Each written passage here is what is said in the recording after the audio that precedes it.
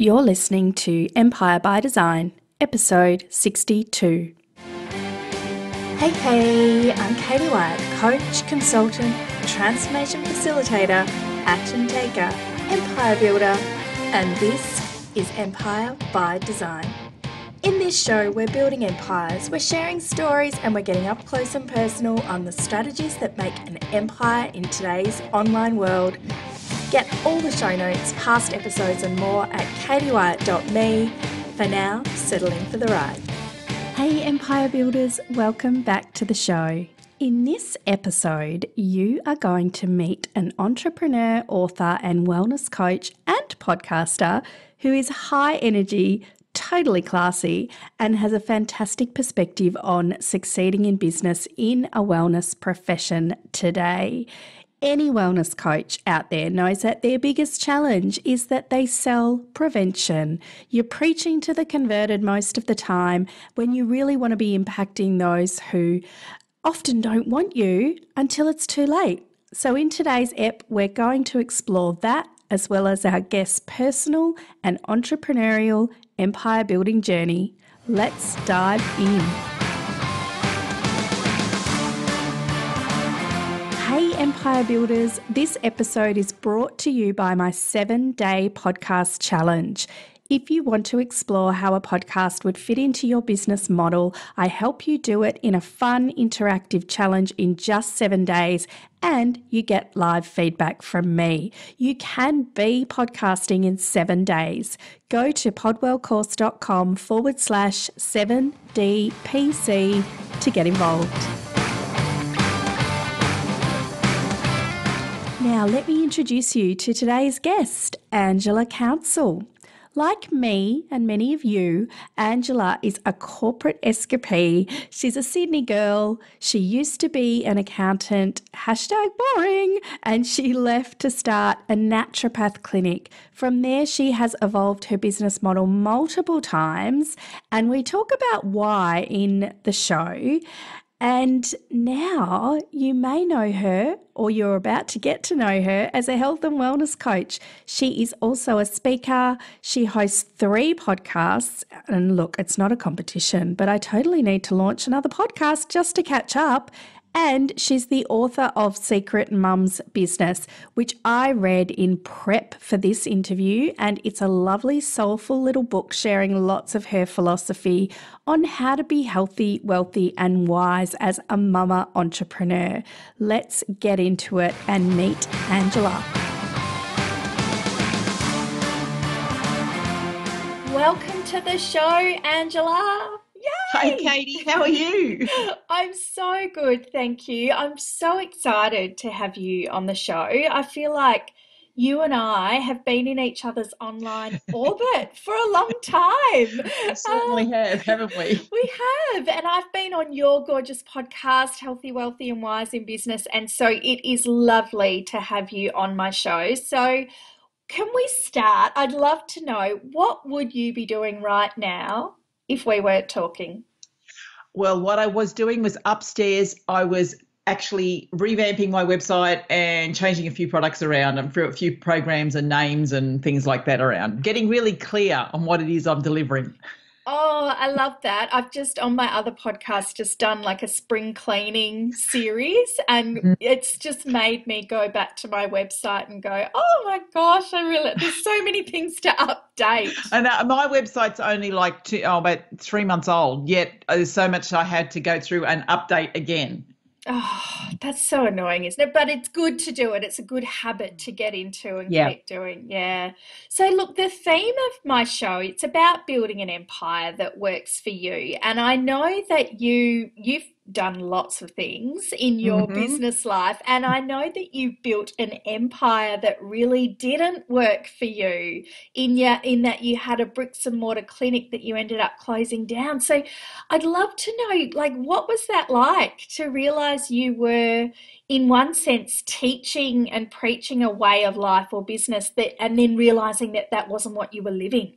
What was that like? That was like feeling like a total fraud for a long time, because I was running this clinic. It was very successful from the moment I kind of opened the doors. I was making a lot of money, It was made a big impact in the area that we were working in. We were getting referrals because it was a one-stop natural therapy shop for new mums. And, it was going really, really well, but I wasn't looking after myself, and I felt so guilty because my children were young and I actually wasn't spending time with my children because I was spending so much time on this business.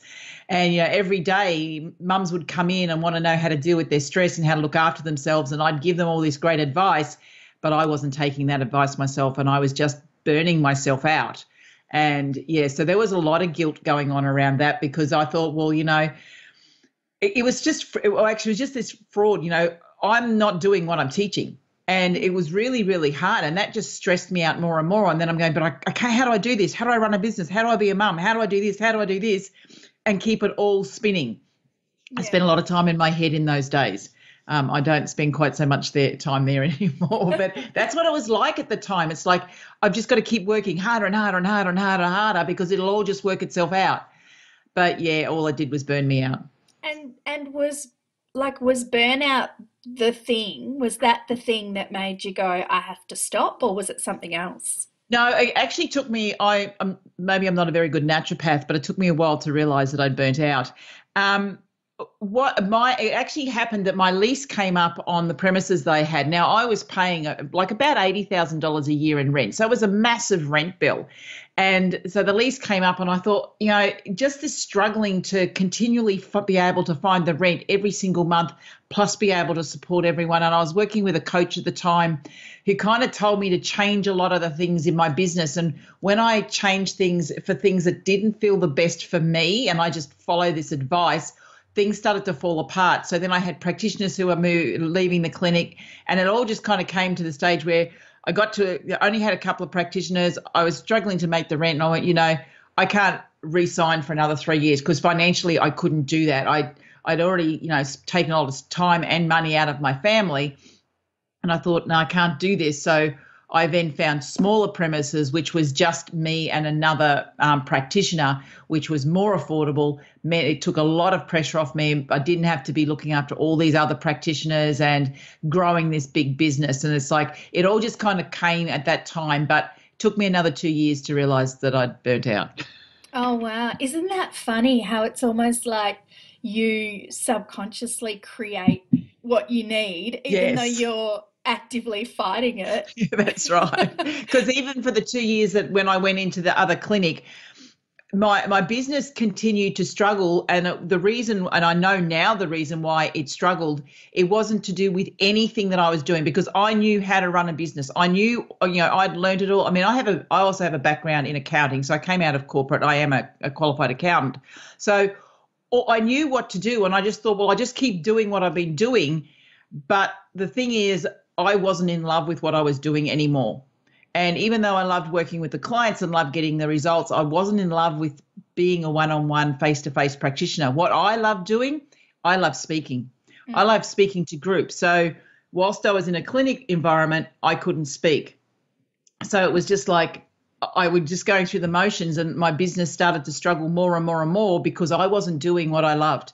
I also wasn't working within my zone of genius. I was doing things that other people expected of me, or the way we think we should run a business. Naturopaths, they study, they go out, they open their own clinic, whether or not they know how to do it or not, but that's the only way we're taught how to be a naturopath.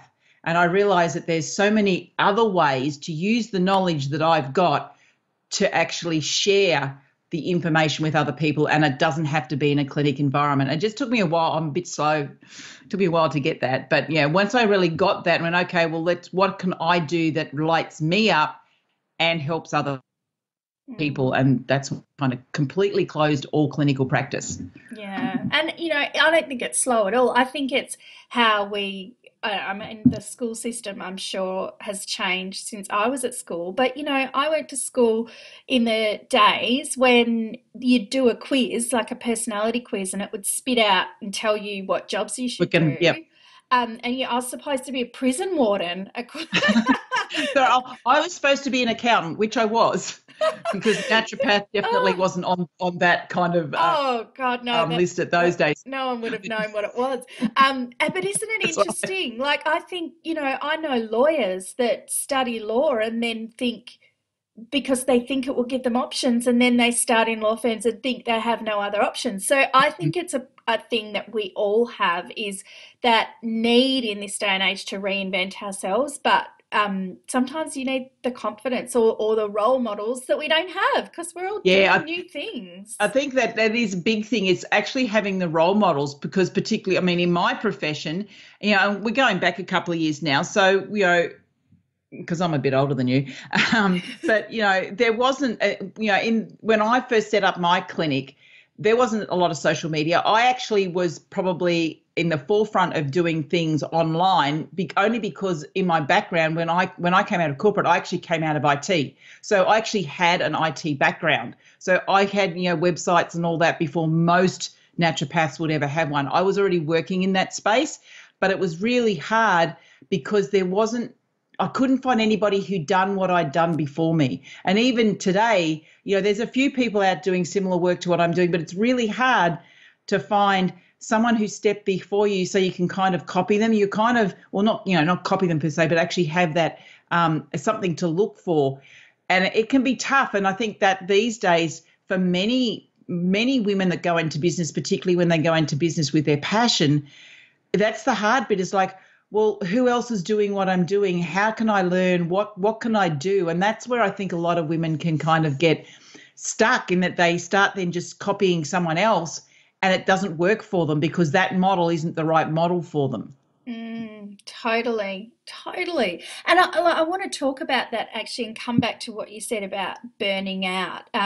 Because I think, and I'm sure you see this, that a lot of wellness businesses and health coaches and naturopaths, they come to that business because they're passionate, and that passion often comes because of they've had a lived experience. So Yeah. they've had the health crisis, or they've had something like that.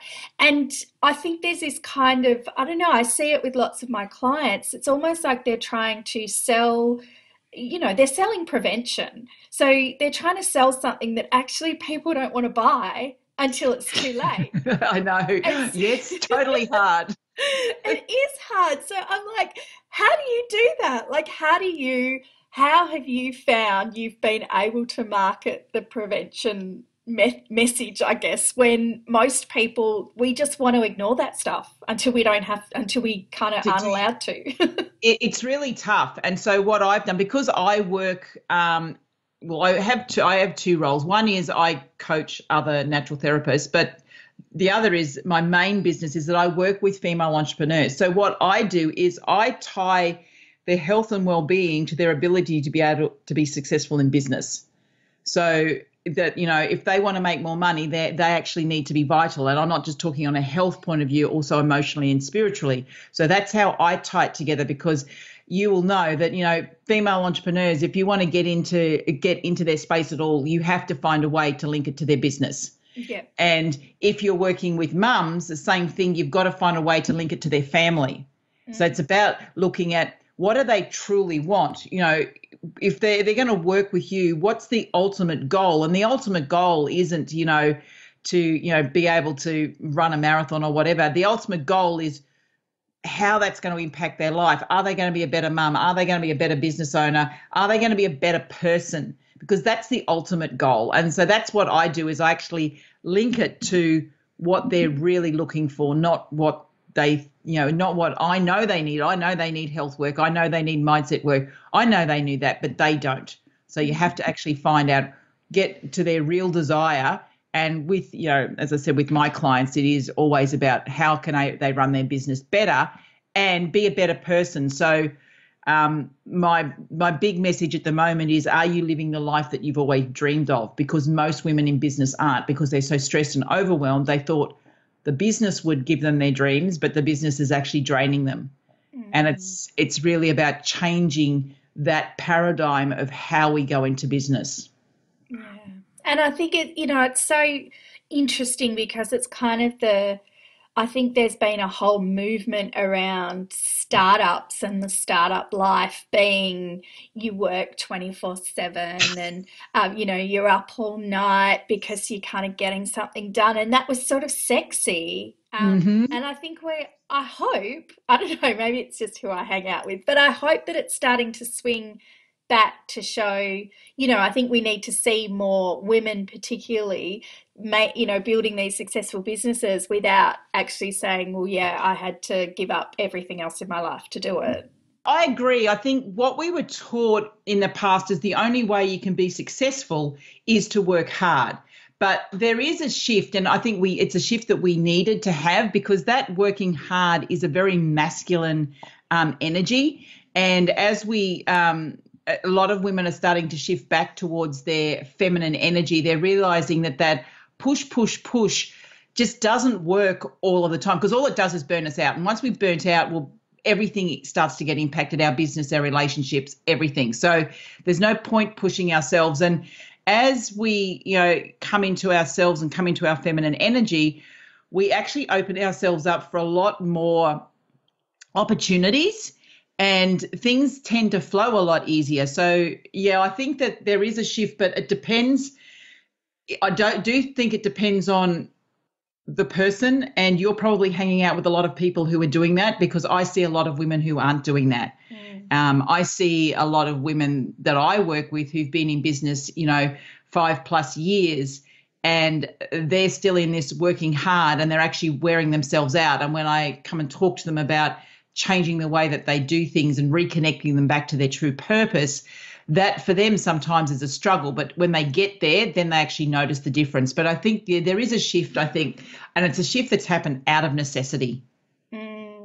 Yeah, and I think, I don't know if where you're talking to women is really in that corporate world, which is where I've come out of, and I still think that I think organizations almost need to lead the way. Like, they need to acknowledge that people have lives outside of work and make the working structures more amenable to women that have kids at home, all of that sort of stuff. That's right. And I think some of them are.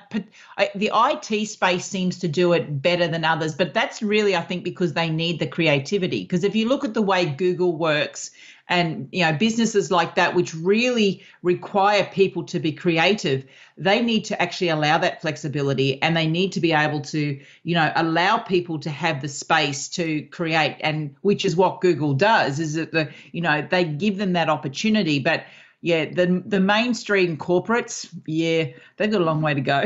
Yeah. Oh, but let's talk about your empire at the moment. So, you've got your book, you have a podcast, you work with people in a range of ways, so one-on-one, in groups. I know that you're doing a retreat soon, which looks gorgeous. And I'd love to know, like, what's the heart of your empire? Like, if you looked and said, there's probably one thing that I do that brings more than half of the results, that sort of 80-20 rule, what do you think that is for you? Me, I problem solve. And do you realize it's actually taken me a while to realize this? Because particularly since I've come out of clinic, yes, I've written a book, and I've actually struggled a little bit to actually work out how I'm going to position myself. And that's because I was a naturopath, but then I didn't want to continue to practice one-on-one like a naturopath, but I wanted to use the skills that I had. I'd written a book, I'd done this, I'd done that, and it was a real struggle to try and work out my positioning. Now, I do totally work within the stress space now. So I only work with female entrepreneurs, and I teach them about how they can run a business without the stress, and I do that at all different levels. But when I was sitting down and saying, I've got all these skills, because not only am I a naturopath, I'm an NLP practitioner, I'm a lifeline technique practitioner, I've got all these other skills. I'm an accountant, I'm a project manager. And I'm thinking, what does all that mean? And then I realized that no matter where I've been in my life, and even when I was in corporate, I solved problems, and I intuitively solve problems. I can't actually sit down and say and think that I'm going to solve a problem. So sit down with a problem and say, I've got to work this out in my head right now. But if you came to me and spoke to me about anything, I would have a solution for you. And I don't know where the solution came from. And it took a long time for me to start trusting my intuition, because once again, coming out the corporate and the real science type of things, it's like intuition is just woo-woo. Now it's like, no matter what I do, I've got a toolkit. of all these different tools that I can use. And when I'm speaking with a client, whether it's one-on-one or within a group, I just know that I'll just pull the right tool that's required for that moment.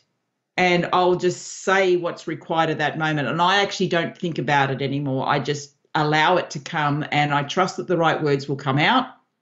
Mm-hmm. Whenever I speak, before I speak in a presentation, I always just ask the universe to give me the right words, and then I kind of step out of the way and just allow it all to happen. And that's really what I do, is I problem solve. Whether it doesn't matter where your problem is, I just solve it for you. Okay. And so, because I think we often, a lot of us grapple with that. I've got all these bits to me, but I don't quite know what that silver thread what that means. Yeah, because for a long time, it was like, well, I'm a naturopath, and this is what naturopaths do. And then when I didn't want to be a naturopath anymore, I'm going, well, am I a health coach? Am I this? And it's all about labels, because we want to hang our coat on a label for some reason. And I have to say that even when I was in clinic, I didn't like diseases as labels. When people used to come in and say, I'm an asthmatic, or I'm this and I'm that, I don't like diseases as labels. And I don't know why we use labels. But, whenever you go to a networking event and you say to someone, the first question anyone says is, what do you do? And they say, oh, I'm a massage therapist. Oh, I'm an accountant. So they give you a label. Mm. And but I think there's safety in it. Like, there's kind of almost like it's the common language. So it is. How do you have a conversation if you can't? You almost want to I want to give you a word that you understand, and then we can go from there. But the problem with that then is people put you into a little box. Yeah. And they say, oh, you're a naturopath. So what you do is, in their head, they know what you do because they've got their view of what a naturopath does, or an accountant. This is what you do. So what I do now is whenever anyone asks me what I do, I say, I work with female entrepreneurs who've been in business for over 5 years, and I show them how it's possible to run a business without all of the stress. Mm. So in that stage, I haven't said what tools I use, because now I see naturopathy as a tool. Because sometimes I might use herbs, I might use nutrition, I might use NLP. So I've got this toolkit. So they're just tools for me now. It's like, what I do is I allow women to live the life of their dreams, which they're not living right now, because they're so busy, they're so stressed, and they're so overwhelmed, and they're run down on all this stuff that's going on. So, and I think that's when we, if we start to look at the results we give, as opposed to the label, particularly if you're not strictly, if you're an accountant that does an accountant exactly the same way as everyone else does an accountant, you can say that, but that's not making you unique. That's not, because someone go, okay, fine, I've got an accountant, I don't need to talk to you.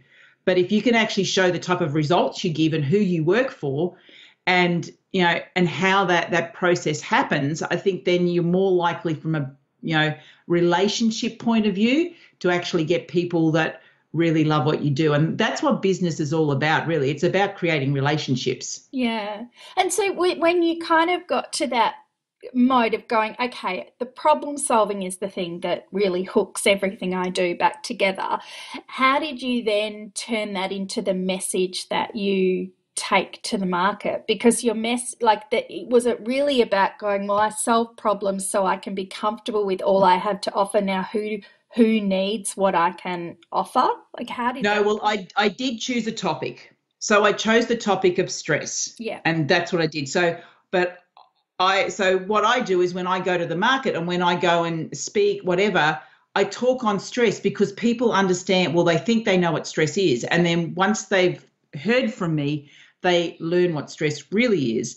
And I show them how they can reduce that stress and how that actually improves their business, or how it improves their relationships, how it makes them healthier. So I chose the topic of stress because that was a simple thing to do, because, you can go out there and say, well, I solve problems, which I do, but then people kind of go, that's a very broad topic.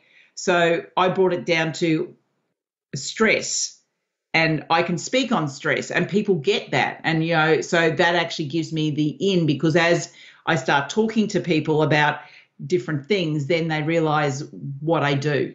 Does that make sense? Yeah, it does. It does. It makes perfect sense. So tell me about, you're a podcaster and I love podcasting. Mm-hmm. Tell me about the role that the podcast has played in your business and that you see it playing in your business in the future. Okay, well, I've actually had 3 podcasts all up, and they've all played different roles. So the very first podcast I had was actually a video podcast, and it stayed for 2 years. It stayed in the top 10 in iTunes. It was Wellness TV. Now, for that was when I was in my clinic. So that was me just sharing a whole pile of really short videos on health. It was all about health, and that got my name known out in the market on what I did when I was in clinic. And then when I closed my clinic, and then I wrote my book, and then my next podcast was Secret Mum's Business, which was the name of my book. And so for that, that positioned my book. So people then started to know more about my book because I was speaking to other mums in business and how they kind of made all that happen. So that was about positioning my book and getting my book out there. But what I did realize is with that particular podcast, because all I did was interview other business owners and other mums, is that even though I positioned the book, it wasn't positioning me. But this was also still through this stage when I wasn't 100% working. I hadn't really worked out where I was sitting. So I love podcasting because I can interview people and I get to meet lots of great people. But for that particular podcast, it wasn't giving me any business. So then I went, is this where I really want to be? It's great to, I'm promoting other people's businesses and I'm making great relationships, but it's not really working. And so then I went, okay, so I love podcasting. What can I do which actually brings in more of what I do in my business so people learn more about me? And that's when I went, okay, I'm targeting women that run their own businesses. What do they want? They want to make money. The 3 kind of key points within my book was healthy eating, healthy living, and healthy thinking. So I said, okay, let's just take that. So, and the word just healthy, wealthy, and wise came up to me. And then I realized that actually was a TV show in the 80s or something. So then I shoved the words in business on the end of it to change it that little bit. And then what I did, and now it's actually a combination of interviews, but also every second episode is me sharing some information. So whether or not it's information around mindset, which mainly it is these days, sometimes I'll do different health topics, but I've interspersed that with the interview. So it's not just about me talking to other business people. It's also about people understanding what I do and getting really clear on what I do so I can actually build a following. So that's kind of how I use the podcast these days, is to get my message out there, to still kind of interact with other people, because I don't think I could just sit there and talk to myself all of the time. I'm actually considering whether or not I also bring a co-host on, and that's something I'm looking at in the new year, whether or not I bring a co-host on, and we do a couple of more targeted conversations, and it might not be every episode, but we actually have a co-hosting type arrangement where we have a discussion on different topics. So something that I'm still kind of playing around with. And, the thing with podcasts is that it's your rules. You do what you like, and really you have fun doing it. I just love doing it. Yeah, well, obviously have 3. That's so cool. You've obviously been doing it for a while. That's brilliant. So, I mean, how are you finding doing more of the solo shows? Because I think that's really important for those of us building our brand with a podcast. How are they working for you? Like, are you getting good feedback? Like, have you got any signs that it is having an impact? Yeah.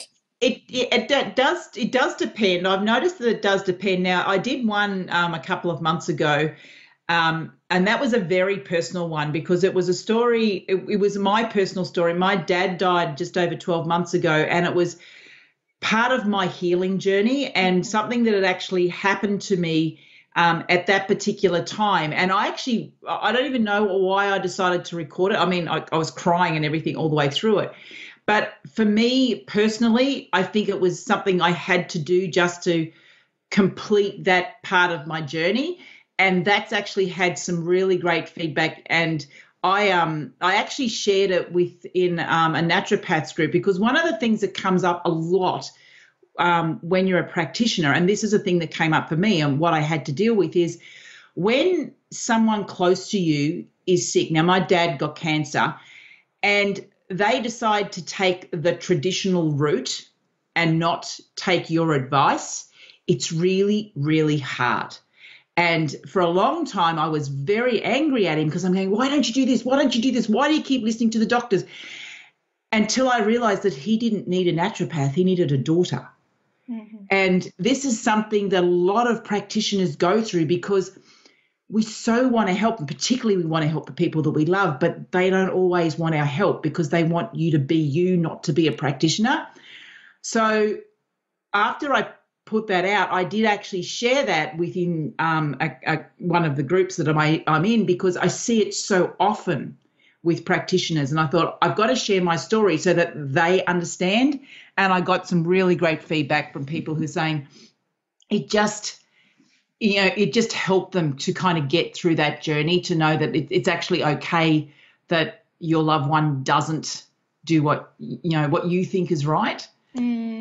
I'm glad you brought that up, because I listened to that episode when I was my crying preparing one. for. Well, do you know, my dad died 2 years ago, and I had a very similar experience. And so I was listening to that episode on the plane, and I'm already more emotional when I'm in the air. And I had a cry too. So I loved it. But it brought up lots about my own journey. I had exactly the same experience of, wanting to share the benefit of this stuff that we know. But again, and it's back to that point of you're talking to someone when they're sort of beyond that point, and they just want to do what they're doing, and for you to be there in the role that you are there to play, which is the daughter or the friend, So I think that was a beautiful episode. And that's been my most listened to so far. It's interesting, isn't it? Those real personal stories. ones. And I think that's what people want to hear.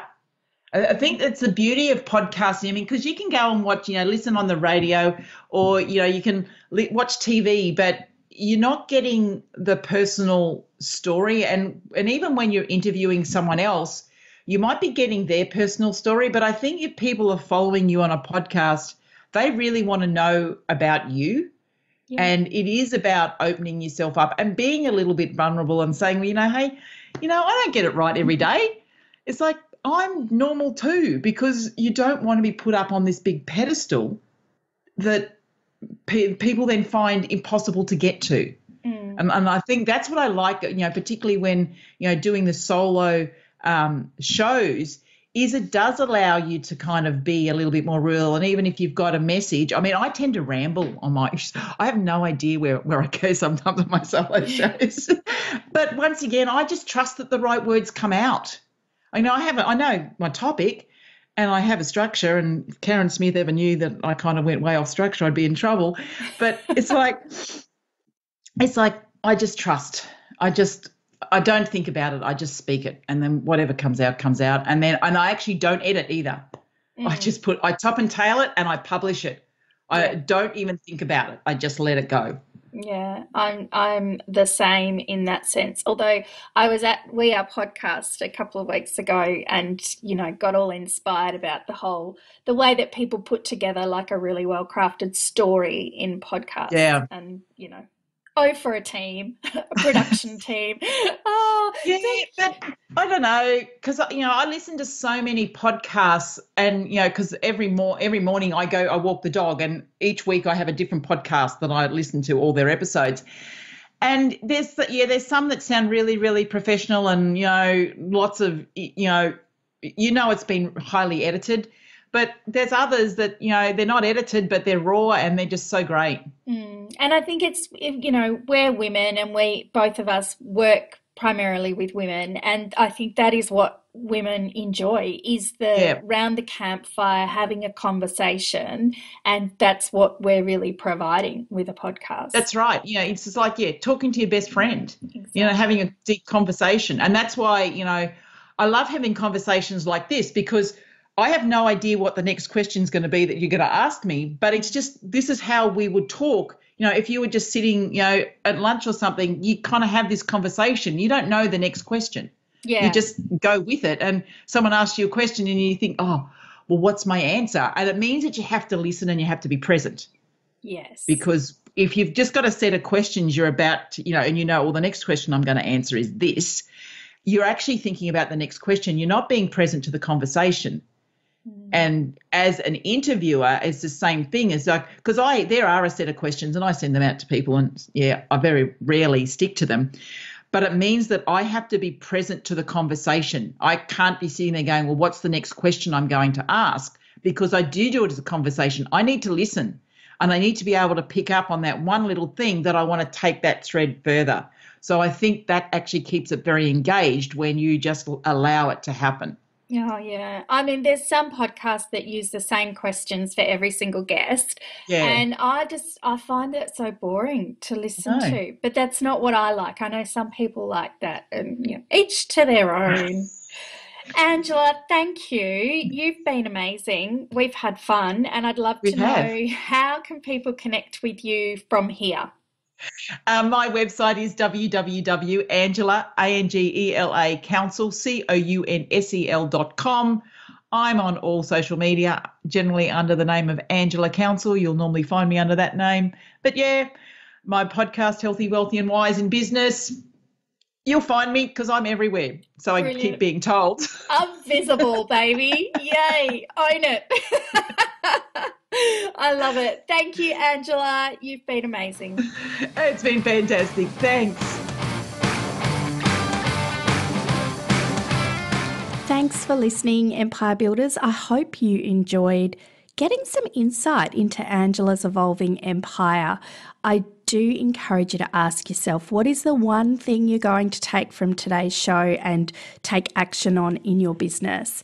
I would love to challenge you to think about what it is that you're selling.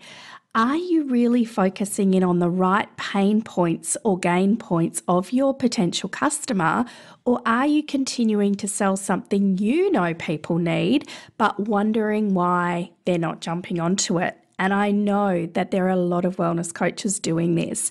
So, if you're working with entrepreneurs, as Angela said, you must relate it back to their business, what you're selling. If you work with mums, you must relate it back to what they want from life. And, whoever you're working with, if you're working with corporate men who work in the city, in offices, then you've got to link what you're selling back to what they most want to solve right now. Sell them what they want and then sneak in the stuff that you know they need that will maximize their results once you've made the sale. Happy empire building. Talk next week. Hey, we've loved contributing to your empire building today. Please share us with a fellow empire builder so that we can help them too. Thank you to Luke at The Wellness Pro for production and editing, the Virtually Holistic Hub for show notes and admin support, to our guest, and to you, our most important listener. You should also check out my other podcast, Lady Boss Chats, where Elle Roberts and I chat all things Lady Boss life. You'll feel like you've just pulled up a cozy armchair with your biz bestie.